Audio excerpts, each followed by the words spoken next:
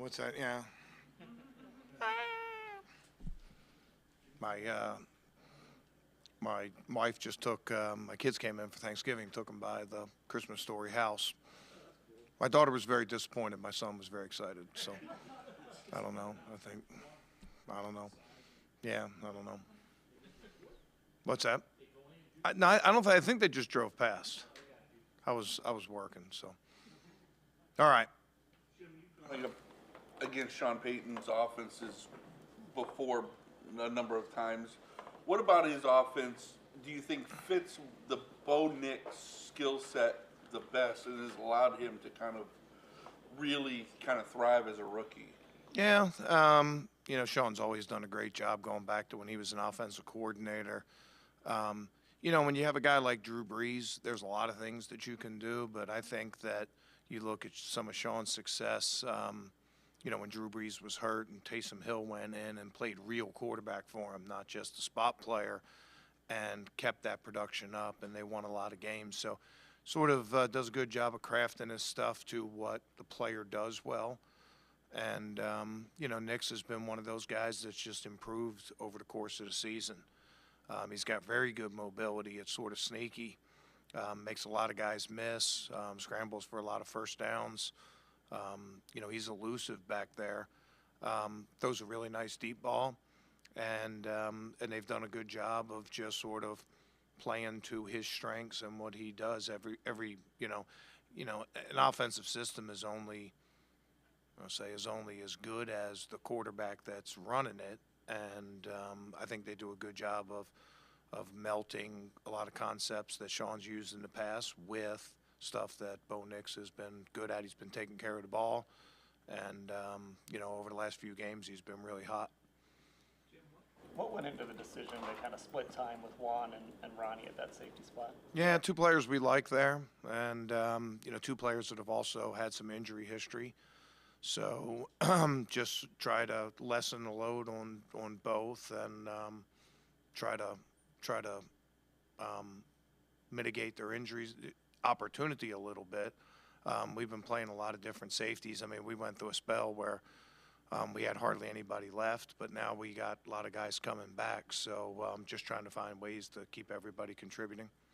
What do you like about Ronnie's skill set and maybe what he's shown these past couple weeks with Baltimore's playing time? Yeah, Ronnie just has really good range in the deep part of the field, and even though he's a young player, he's a really, really good communicator. And I think I said that about him last year. Does a good job keeping everybody on the same page. And I know a couple weeks ago he missed a key tackle, but his tackling has been drastically improved, and he's just become a reliable player for us. But probably his strength is range in the deep part of the field. You're talking to Miles, and he talked about the playoff hopes. Did you talk to your guys about there's still a chance to make the playoffs? No, there's a lot of things I talk. I'd rather not talk too much about that. We try to keep our focus on what's directly in front of us. But you just got to take each step one by one and worry about that game. And if you do, then things like that will come into play toward the end of the season. So we'll just keep our focus on the Broncos, and but I do like Miles's mindset with that. It makes our we know that our margin of error is very, very thin. So puts more of an emphasis on what we do each week.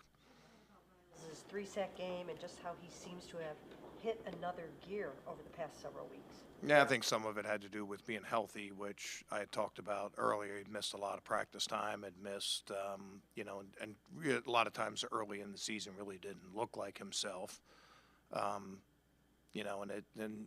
He just continues to do stuff. His production is so high, even though he's a marked man, even though every game plan starts with, don't let 95 wreck the game, and he still finds a way to wreck games, even if it's, not sacks.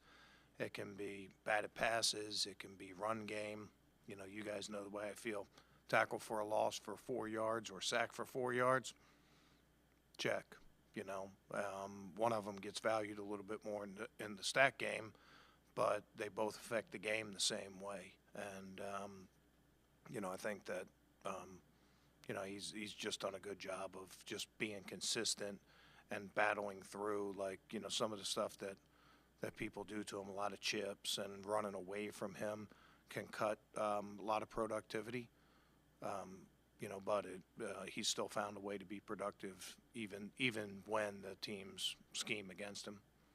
I think there's 8 guys in history who've had double-digit sacks for 7 seasons, and they're all Hall of Famers. And then he's got 98 and a half, and he's gonna be like one of 4 guys to get there in their first 100 games or whatever it is. You've been around him now. Does he belong in that conversation with those type of players, the Reggie Whites and Demarcus Wares and LTs and those kind of guys he's on the list with? Yeah, I mean, well, yes. I mean, there's really no other way to put it. Yes, he does. I think the biggest part of it is he's still. I mean, I think he's just starting to hit his prime. I think he still has a lot left in front of him, and there's really the sky is the limit as far as he goes. And when it's all said and done, maybe he's not comparing himself to, or you're not comparing him to those guys. Maybe you're comparing other people to him, and I think that should probably be a goal for him. Okay. The 2 new edge defenders, do you think you can give them enough of a crash course to be able to contribute on Monday, or is that maybe? Yeah, we'll see. Yet to be yet to be determined who's going to be active in the game or not. But yeah, anybody that's got a jersey is got a chance to get in the game, and we're not super complicated up front, so we can get guys up to speed pretty quickly, and guys that played some version of some of the stuff we played in the past. So that's just what you do, get guys ready to play, and we've done it on shorter notice than this. So. That Broncos receiving core, including Mims and the different ways that they use him. Yeah, I mean, other than Mims, they're like a junior college basketball team. Like every guy's like 6'4", 6'5", 225. So they have really good height, really good length, really good strength, and I think that's they're dangerous on deep balls, particularly Sutton, just because they're so strong and go over the top, but. Mims is a unique challenge, just like he's, punt return kind of stuff. They use him in a lot of different ways, put him in the backfield at times, line him up all over the place. And, they use him in a specialty package plus just as a normal wide receiver, a little different skill set than the other guys. We'll be on the lookout when he comes in the game. Sutton specifically, he had 2 touchdowns, I think, last year against you guys, but what about him? How has he been able to differentiate himself and then help Nix to have a target like that? Yeah, I mean, I think we've said it before. We said it about Pickens, where, if he's covered, he's still open. That's the way their offense looks at it. And I think Sutton's sort of the same way. He's, Nix will put it up to him and just give him a chance. But not just him, all their wide receivers, he has a lot of trust in that they can go up and make those kind of plays. And, it sort of reminds me a little bit of some of the guys that the Saints had in the past with Sean, the Colstons and Mike Thomases and stuff like that. Colston was a bigger receiver that could go hunt the ball. But we got to do a good job playing the ball on the outside part of the field. We got to turn those 50-50 balls into our advantage and not their advantage. Okay? All right. Bundle up.